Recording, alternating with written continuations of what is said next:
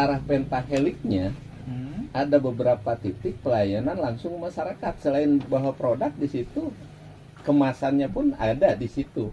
Oh, Itu ya. ingin ada juga dimanfaatkan bahwa pentahelik di situ terbukti. Karena selama ini rekan-rekan para pelaku UMKM, contoh kemasan produknya bukan di Sumedang. Iya. Ada yang ke Bandung, ada yang ke Cirebon. Jadi sebenarnya impor juga Nah, kemasannya. itu. Sehingga pelayanan itu pun ingin ada sentranya loh gitu kan. Nah, itu kan masuk ke ranah kebijakan. Semoga lah bahwa itu juga bisa terlaksana gitu kan. Nah ya. Oke. Nah, itu tadi dari forum nih. Nah, akhirnya kita pindah ke Pak Denny nih sebagai ini saya sebagai ahli lebahnya Pak, Pakar. pakar budidaya lebah tanpa sengat. Kumaha Pak, menurut Bapak melihat potensi lebah di Sumedang, kemudian gimana itu bisa dikembangkan, terutama terkait dengan keadaan masyarakat Sumedang yang katanya kota budaya dan kemudian punya budaya tertentu gitu sama masyarakat. Nah, kumaha Pak? Ya, terima kasih. Kalau bicara budidaya lebah, sebetulnya mau dengan bidang apapun saling terkait. Mau dengan budaya, dengan apapun. Nah, intinya kan gini. Dan budidaya lebah ini kan tidak bisa serta-merta dikembangkan di seluruh kota kabupaten. Nah, kenapa? Kita tahu sendiri bahwa sumber utama pakan lebah itu adalah sari-sari bunga atau potensi alam yang memadai. Nah, kita bisa bedakan bagaimana kondisi alam antara Sumedang dengan kota Bandung lah. Bukan artinya bukan berarti tidak bisa dikembangkan di kota Bandung, tapi bagaimanapun juga karena lingkungan sudah terbatas, nah tidak akan bisa efektif yang dilakukan di Sumedang. Padahal kota kembang. Ada kota kembang. Masalahnya kembangnya lain kembang ke lebah gitu. Sumedang ini sendiri juga secara tipologi kan berbeda dengan kota Cianjur. Cianjur daerah hamparan sawah apa, makanya terkenal juga produknya itu kan beras Cianjur. Nah, kalau dari topografi kan Sumedang kan banyak kan daerah bukit, kehutanan, perkebunan dan sebagainya. Justru dikaitkan dengan budidaya lebah itu sangat potensial sekali. Saya berharap bahwa Sumedang punya ikon tersendiri, meskipun tidak hanya Sumedang, di kota kabupaten lain, Tasik, Ciamis juga sudah ada, banyak dikembangkan. Gitu ya. Sangat disayangkan sekali gitu. Potensi alam yang sangat mendukung Tidak termanfaatkan. nah, tidak termanfaatkan dengan baik. Padahal tahu sendiri bahwa kalau dikelola dengan baik, lebah ini kan bisa menjadi mata pencarian, bahkan bisa meningkatkan ekonomi masyarakat. Dan yang nggak kalah pentingnya kaitan dengan budaya, lingkungan hidup. Orang kalau budidaya lebah, otomatis dia akan merawat lingkungannya. Karena apa? Karena dia sebagai sumber pakan untuk lebah itu sendiri. Bicara lingkungan, nah, lingkungan kaitan dengan air, apa gitu kan. Jadi tidak ada budidaya lebah itu efeknya itu Merusak. atau merusak. Itu ya, di Justru situ. positif dengan bidang apapun. Nah, belum nanti produk hasilnya itu banyak sekali kegunaannya, manfaatnya. Tidak salah sampai Allah gitu kan mengabadikan dalam sebuah firman-Nya di surat An-Nahl tentang madu kalau tidak ada manfaatnya. Jadi sangat luar biasa sekali sebenarnya kalau melihat lingkungan potensi alamnya sangat mendukung. Nah, untuk budidaya lebah. Jadi bisa ini kalau bisa ditarik sedikit hipotesis mungkin ya. Jadi karena mungkin alamnya di Sumedang ini terjaga sama budaya masyarakatnya yang akrab sama alam, bertani segala macam. Jadi cocok buat lebah. Mendukung sekali.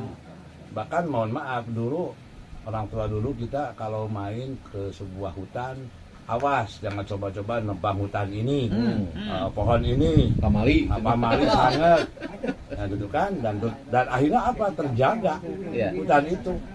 Begitu budaya berubah, langsung rusak, gitu kan. Dulu orang tua itu tidak serta-merta kan menyampaikan itu. Pada intinya sebetulnya bagaimana caranya lingkungan ini bisa terjaga. terjaga. Ya. Karena kalau salah satu lingkungan terganggu, pasti dampaknya ke yang lain-lain. Ya. Salah satu contohnya, hutan tandus, air pasti akan berkurang. Gitu. Ya. Jadi sebetulnya budidaya lebah ini dengan apapun juga ini sangat-sangat positif lah, tidak ada efek atau dampak yang negatif. Hanya bagaimana caranya kita menumbuh kembangkan budidaya lebah ini sehingga tadi alam terjaga, dapat meningkatkan ekonomi masyarakat. Bahkan yang nggak kalah pentingnya, saya berharap Sumedang itu punya ikon tersendiri lah.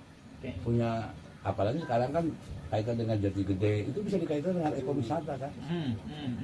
Gitu. Jadi orang main ke Jati Gede itu tidak hanya melihat fisik saja, lihat air dan sebagainya, tapi ada produk-produk unggulan yang ada di wilayah sekitar Jati Gede tadi, madunya, produk apanya, gitu kan. Ya. Jadi multiplier efeknya banyak sebetulnya. Bunga, Taman bunga, taman bunga Nah. juga bisa. Benar, terkait efek pada Cik Padasman nih, saya jadi ingat. Apa sih Pak kira-kira kebutuhannya untuk orang bisa budidaya lebah dengan baik? Apa kebutuhannya kira-kira? Ya, Spesifikasi minimum lah, kalau ya. komputer mah minimum specification gitu. Ya. Pertama kan gini, kita bicara lebah. Sumber pakan utama lebah itu adalah kan sari-sari bunga. Hmm. Plus ada tanaman atau pohon lain yang mengandung getah atau resin. Karena untuk dijadikan alat untuk senjata penangkap, termasuk itu kantung madu, gitunya. Oh iya, karena Ya. ini nggak ada sengatnya ya. Ya, jadi intinya bagaimana caranya, gitu ya, penyediaan tanaman-tanaman yang memadai itu sebagai bahan utama sumber pakan lebah itu sendiri. Makanya tadi bisa mengadakan dari alam, bisa kita bisa menanam sendiri, dibuat. Nah, apa sih yang dibutuhkan oleh lebah itu sendiri? Kan yang paling utama itu kan sari-sari bunga yang dibutuhkan oleh lebah. Bunga apa aja Pak? Yang Bunga apa saja itu hampir disukai, hanya yang paling banyak di kita kan bisa bunga kaliandra, bunga air mata penganten, bahkan tidak hanya bunga sebetulnya. Kita juga lebah juga perlu pohon-pohon atau tanaman yang mengandung resin atau getah. Penting ulah bunga bang. Nah, yang penting teman deposito. Betul. Bunga semua, bunga bang semua. Nah, itu kan. Bunga desa masih mending. Bunga desa. Itu mah Gitu. buat yang membudidayakannya Jadi, itu. saya berharap orang yang tadinya tidak suka menanam, nah, jadi suka menanam bunga. Sehingga tadi area rumah jadi asri, banyak bunga-bunga, gitu kan. Saya aja sebagai laki-laki, biasanya kan cenderung kalau bunga identik dengan perempuan. Tapi saya juga sebagai bapak-bapak laki-laki senang juga sih lihat bunga pada mekar, minimal mata tuh jadi lihat indah, Rasa seger gitu seger. ya. Coba bayangin kalau bapak pergi ke suatu daerah tandus, tidak ada apa-apanya, itu kan beda kan. Gitu. Jadi secara rohani juga ya, menurut saya sih secara psikis juga lumayan juga. Kita masuk ke wilayah yang banyak pohon-pohonnya rindang, banyak berbunga, itu rasanya lain. Meskipun di balik itu sebetulnya kita tanam bunga itu karena ada orientasinya untuk sebagai sumber pakan lebah itu sendiri. Tapi ya kita juga tidak bisa dipungkiri dengan areal banyak bunga-bunga, tanaman, penghijauan. Jadi buat tekanan air juga terjaga. Secara psikologis kita udah senang lihatnya. Lebah juga senang banyak sumber pakannya kan gitu. Ya. Ada banyak aspek spiritualnya ya. Oke. Kira-kira setelah budidaya ya lebah menang maduna hesen teu panen madunya. Sebetulnya kalau lebah tanpa sengat ini ya, kita kan sebenarnya fokusnya di lebah tanpa sengat. Kalau tadi di Melayu, Kalimantan biasanya istilahnya kelulut. Kalau di Jawa biasanya kelanceng, di orang mah teuweul. Meskipun itu teuweul atau trigona itu juga banyak jenisnya. Nah, untuk pemanenan itu tidak mudah, tidak sulit, mudah sekali.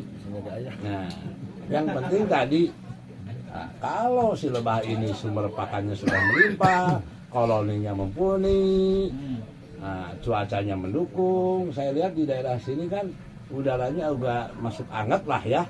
Nah, itu sangat cocok sekali dibandingkan dengan daerah kalau ke KBB itu Bandung. Nah, itu sudah boro-boro hayang ngisep bunga keluar bagai tiris hareang mau beli gini kok mau subuh makan itu buat. Nah kalau sini kan udaranya agak ya masuk anget lah gitu kan, itu sangat mendukung sekali. Jadi tidak hanya potensi alam, banyak pohon-pohonan, bunga-bunga, juga iklim juga sangat mendukung.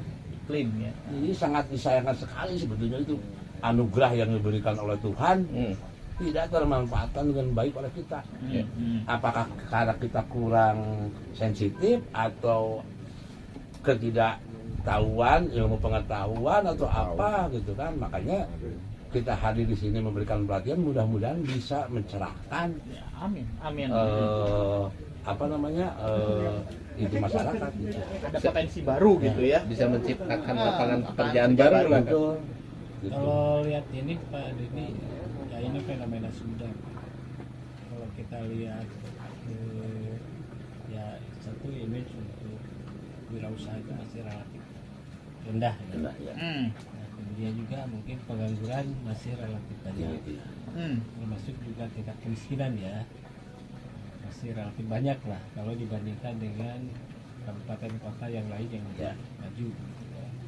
Nah ini kalau saya lihat dari penjelasan Pak Denny kan ya salah satu upaya ya mungkin untuk membuka usaha baru, usaha baru dengan mungkin ya ini pada titik pada level SDM ya. SDM mungkin juga masyarakat yang paling rendah, marginal lah. Ya, ya. Nah, ini kan memungkinkan karena kalau kita lihat ya kenapa orang tidak mau berusaha, yang pertama mungkin dia akan bilang modal ya. Yang kedua juga mungkin dia di lahan ya kalau di pertanian, karena ya kalau kita lihat mungkin kepemilikan lahan sekarang itu kan relatif terbatas gitu kan. Nah, apalagi sekarang ada ahli fungsi lahan yang mencari.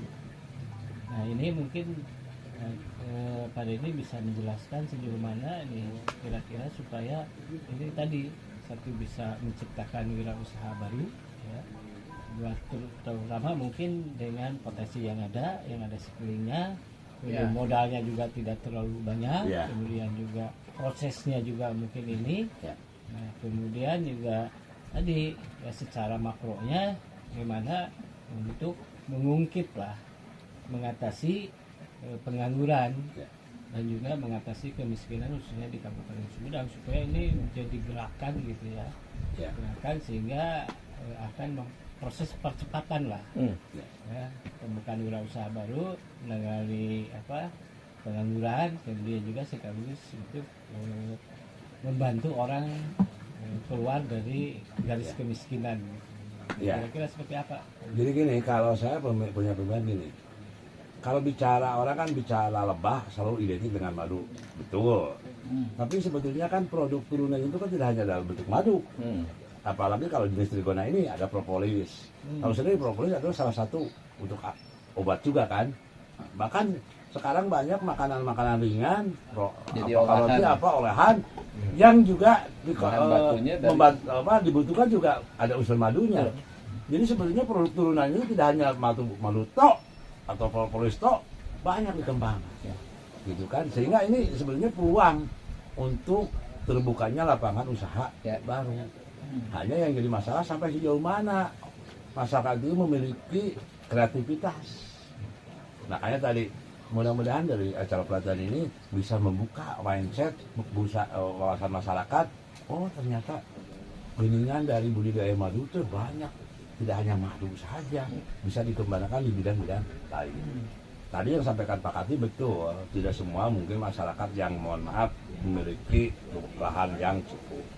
Sebetulnya itu kan bukan alasan semata, ya itu kan bisa dilakukan kerjasama dengan pihak pemerintah. Terutama dinas kehutanan, perhutani yang memiliki lahan, coba bisa nggak kerjasama? Kalau dulu ada istilahnya PHBS, pengelolaan hutan berbasis masyarakat. Masyarakat juga ikut terlibat di sana. Misalkan menanam pohon-pohon apa, bunga-bunga apa. Pihak pemerintah juga merasa terbantu oleh masyarakat.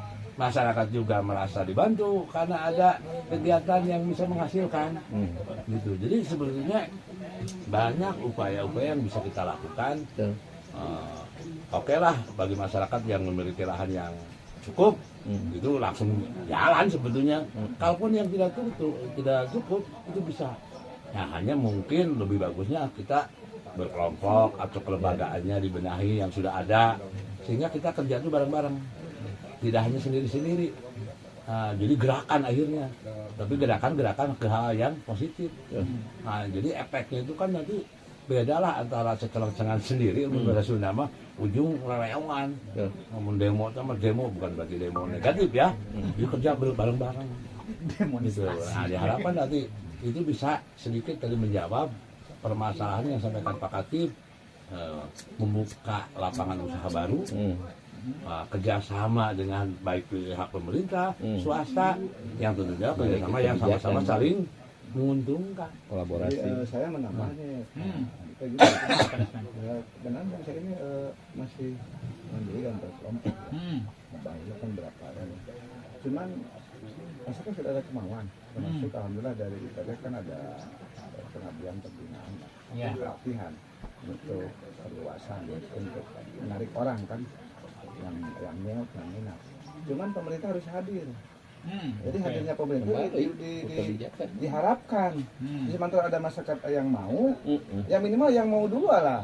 Pemerintah harus hadir. Di samping pembina juga dari perguruan tinggi kan. Tapi pemerintah nggak dari mulai hulu sampai hilir.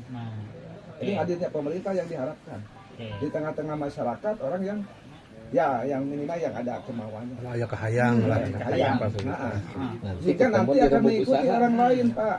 Kalau pemerintah hadir yang sudah mau, nanti yang lainnya akan mengikuti. Ya. Karena akan tertarikan. Contoh ya. Kalau cuek-cuek saja, udah. Saya ngapung semua deh. Oke.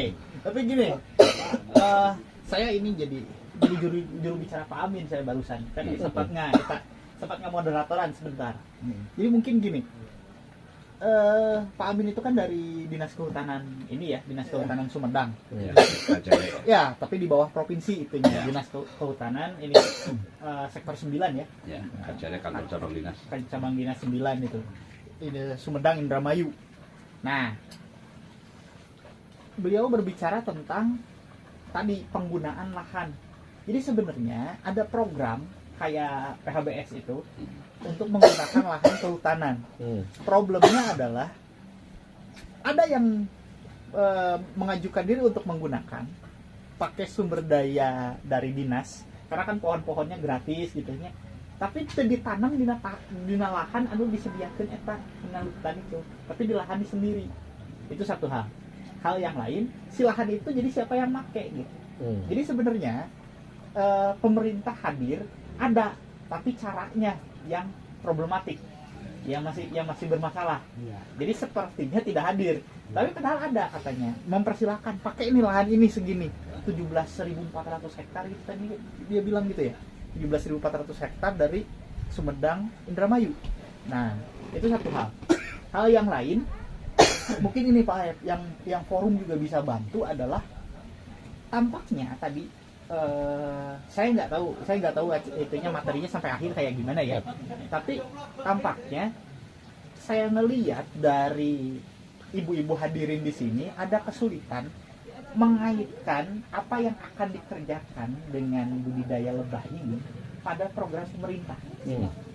Jadi sebenarnya ketika dia memberikan bibit gratis, ketika dia memberikan penggunaan lahan dipersilahkan gitu, ketika dia memberikan bantuan sokwe mau pakai izin apa gitu, perizinan, ini mereka sulit nyantolin.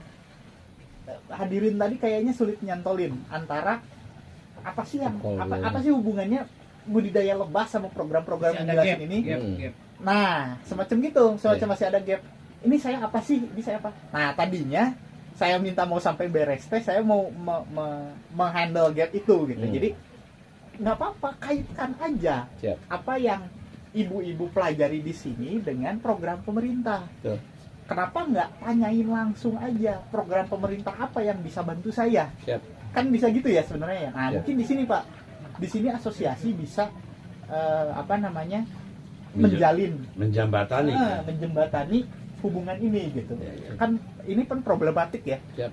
Ada problematiknya di sana. Mungkin Pak, itu. mungkin saja bisa sama, bisa saling menunggu sebetulnya. Nah, akhirnya tuh tunggu-tunggu. Jadi nggak ketemu. Bogoh nama Ya. gitu.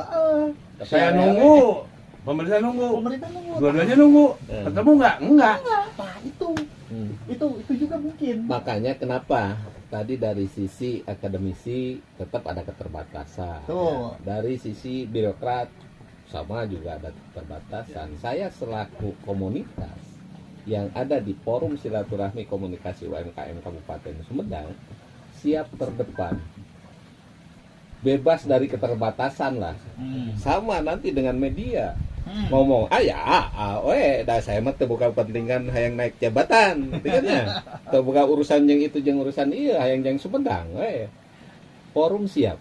Oke, baik. Nah, di 2 bulan ke belakang lah, saya lihat di posisi wisata Buricak Birenong, perhutani sudah menyediakan 2 hektar. Di situ kan wisata.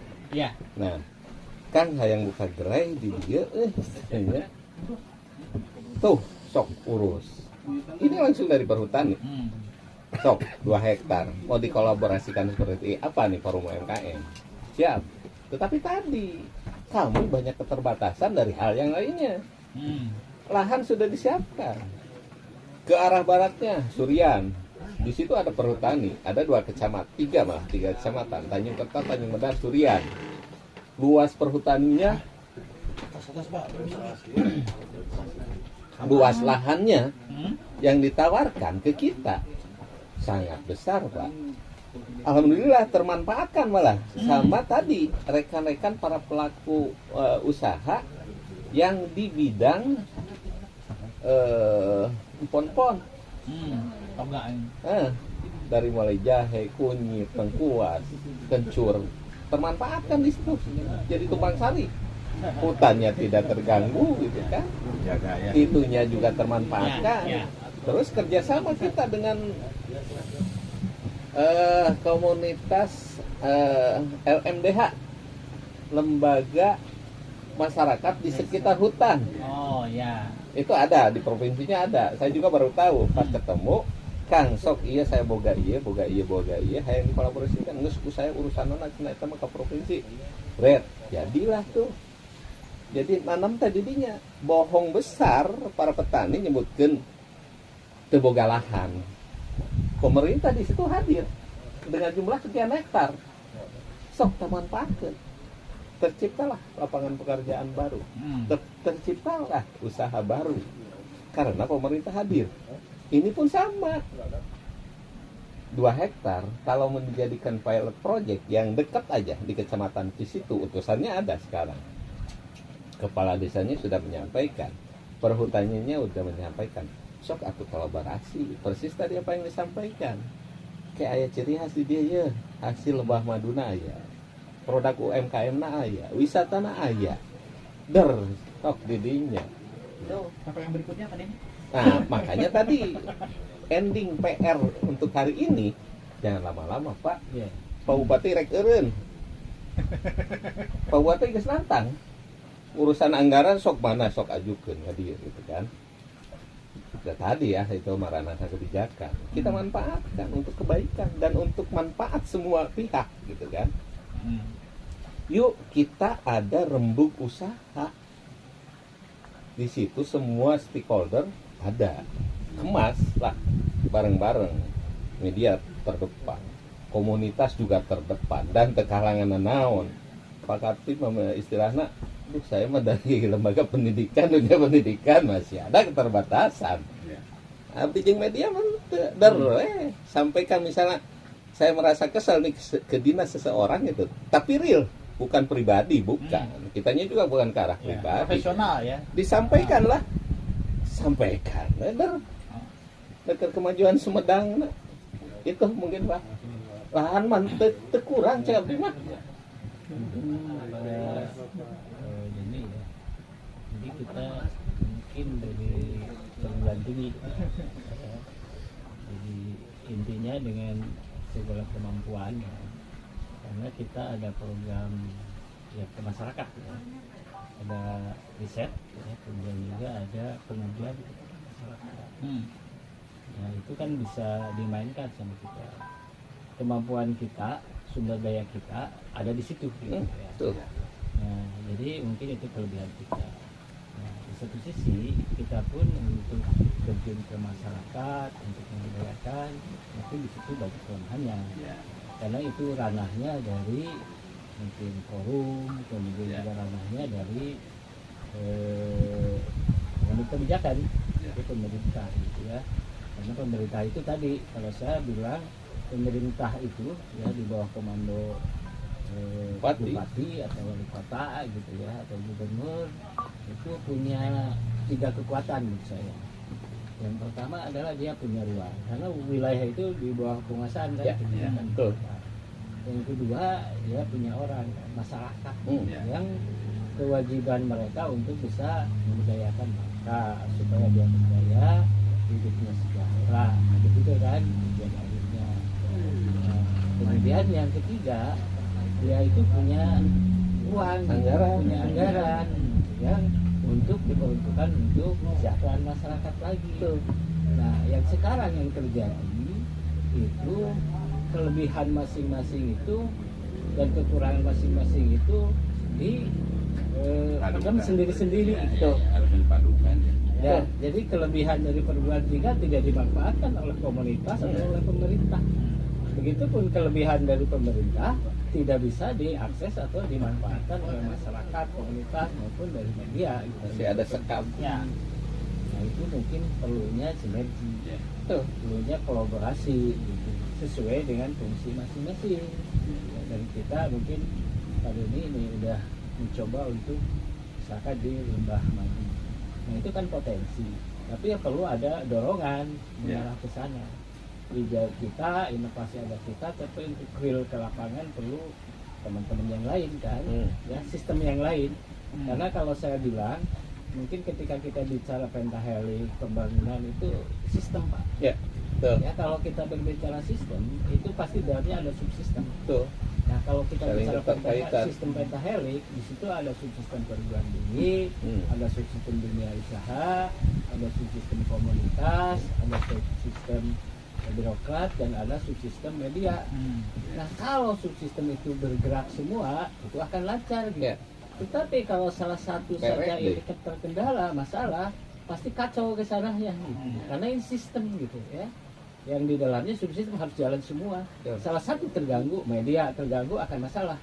Komunitas tidak jalan, masalah. Perguruan tinggi juga nggak jalan, masalah kan. Nah kenapa sekarang pembangunan misalkan termasuk di kabupaten banyak masalah, karena tidak sinerginya yang itu. Nah yang dikatakan mungkin sedikit lah, sinergi itu kan ya, kalau 1 tambah 1 jadi 2 itu bukan sinergi. Sinergi itu 1 tambah 1 jadi 3, itu baru sinergi. Jadi punya kekuatan. Ya, ada nilai tambah ya. Dia nilai tambah. Jadi kalau kita 5 sinergi, ada media, birokrat, komunitas, kemudian juga dunia usaha, perguruan tinggi, itu kan 1 diharapkan 5, bukan 5, harusnya 8 atau 10. Ya, jadi daya ungkitnya bisa bergerak. Nah gitu, jadi ya pada intinya mungkin Pak Aep kemudian juga dari media ini ya kita harus mau tidak mau ya saatnya untuk bisa berkolaborasi, harus perguruan tinggi, kemudian juga media, kemudian itu birokrat, kemudian juga dunia usaha. Kalau enggak akan jalan. Ya. Nah untuk mengarah ke sana ya kayaknya nih forum di media gimana bisa mempersatukan itu. Siap. Dan itu bisa sebenarnya. Siap. Jadi fasilitator Jadi ya. supaya tong nunggu, jadi orang media tuh perguruan tinggi ambil, tadi kasih cing dia di birokrat tah tadi di dunia usaha tah gitu, ini sok duduk bersama, truk masing-masing punya ini supaya nyambung. Kembali malah nanya kan aya naon, aya acara naon. Kayak gitu biasanya. Nah itu mungkin yang bisa kita irikan ya Pak ini. Ya. Jadi kita mungkin dengan program ini dan ini Pak siapa Pak Ayat dengan dari media ini ya intinya ini kan kita kegiatan bukan pelatihan, bukan sehari, judulnya kita pemberdayaan. Nah, ketika pemberdayaan kita ini udah prosesnya ini hanya salah satu aja, karena sebelumnya kita udah ada identifikasi, kemudian kita juga udah nyimpen ini Pak sebagai sarana. Jadi proses sosialisasi kemudian pelatihan. Nah, nanti kita tetap ada proses pendampingan, proses monitoring kesananya. Nah, diharapkan ini sebetulnya bisa berjalan. Pilot projectnya inilah Ya, supaya bisa berjalan begitu. yang lain nanti Dan bisa ngikuti. dirasakan manfaatnya. Betul. Jangan sampai nanti Pak ini Pasang. Ya, Pak. Jadi jangan sampai pelatihan memunculkan pelatihan yang sama. Ya, kalau sekarang budidaya, mungkin besok itu jangan budidaya. Iya. Tapi bagaimana kita Problem solvingnya. pemecahan masalahnya, ke inovasi untuk pengembangan produknya, duplikasi produknya dan Turunan sebagainya sehingga produknya. bisa berlanjut. Nah, untuk efektif efisiennya dengan ngejar targetnya, keinginan Pak Kadis, keinginan Pak Sekdis, keliling potensi per kecamatan itu lama Pak. Mending dibagi wilayah menurut hemat forum. Wilayah A dengan jumlah sekian kecamatan, wilayah B dengan jumlah sekian kecamatan, persis seperti inilah kumpul gitu kan. Nah di situ mungkin karena tadi titik-titik menurut penilaian Bapak juga potensinya menunjang tidak gitu kan, tidak semua yang ada di Kabupaten Sumedang. Contoh misalnya Sumedang Kota termasuk dan sekitarnya berapa kecamatan bisa saja ke Marga Windu, bisa saja ke Marga Cinta, Toga gitu kan. Terus Buah Dua, Surian ada di Surian misalnya, kan titik-titiknya ada.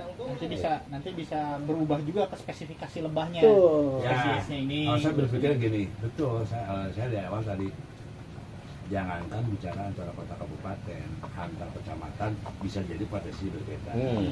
Tapi kalau tujuannya sama, itu bisa dilaksanakan. Saya gambarnya gini, kalau daerah perkampungan itu bergerak dalam bidang budidaya lebahnya, sehingga produk yang dihasilkan madu. Daerah perkotaan, apakah ada proses produksi lagi, plus marketingnya dan sebagainya. Padahal awalnya produknya itu juga. Jadi potensi di sini kan luas sebetulnya kan. Jadi tidak hanya alam toh kelihatan di kota juga bukan berarti tidak ada potensi. Hanya bisa jadi mungkin bukan potensi untuk budidayanya, tapi Turunan dari turunan produk itu. Ini waktunya udah Siap. Oke, jadi ya. mungkin kita tutup dulu Kesimpulan. pembicaraan kali ini. Jadi kesimpulannya sebetulnya potensi pengembangan lebah tanpa sangat itu tinggi ya di Sumedang itu, karena ada kaitan dengan budaya masyarakatnya yang juga menjaga alam. Dan ini juga bisa dikembangkan karena kelanjutan dari menjaga alam itu kan kita kan sekarang sedang ekonomi yang pembangunannya berkelanjutan gitu ya, banyak memperhatikan alam sebagai bagian yang diinternalkan dari kegiatan ekonomi. Ini juga bisa jadi salah satu alternatif untuk mengembangkan usaha baru dari sisi kegiatan ekonominya, tadi penggunaan lahan, kemudian pemberdayaan masyarakatnya, tenaga kerja. Nah, ini tampaknya ada kebutuhan dari kita untuk saling berkolaborasi antara pemerintah yang sudah ada program tapi nggak nyambung sama yang mau usaha, kemudian gimana caranya forum untuk bergerak di sini, kemudian nanti ada akademisi yang juga harus membantu. Di situ kita harus mengolah lagi, kolaborasi lagi, sinergi lagi. Yang paling penting sinergi ini kan menghasilkan tadi ya Pak ya, added value, nilai tambah yang nanti mungkin ini bisa dikaitkan dari Sumedang untuk Jawa Barat mungkin ya selanjutnya, inovasi dan kolaborasi ya. Mungkin gitu Pak, sebagai kesimpulannya ya, sebagai kesimpulan untuk hari ini. Mungkin demikian. Kalau ini terima kasih Pak Aep, Pak Kartik. Hari ini pandeminya telepon. Apa hatur nuhun Pak ya dari portal Kupas Habis. Oke. Sip, hatur nuhun semuanya. Saya Andika Riyadi pamit sebagai moderator kali ini. Assalamualaikum warahmatullahi wabarakatuh. Waalaikumsalam. Waalaikumsalam warahmatullahi wabarakatuh.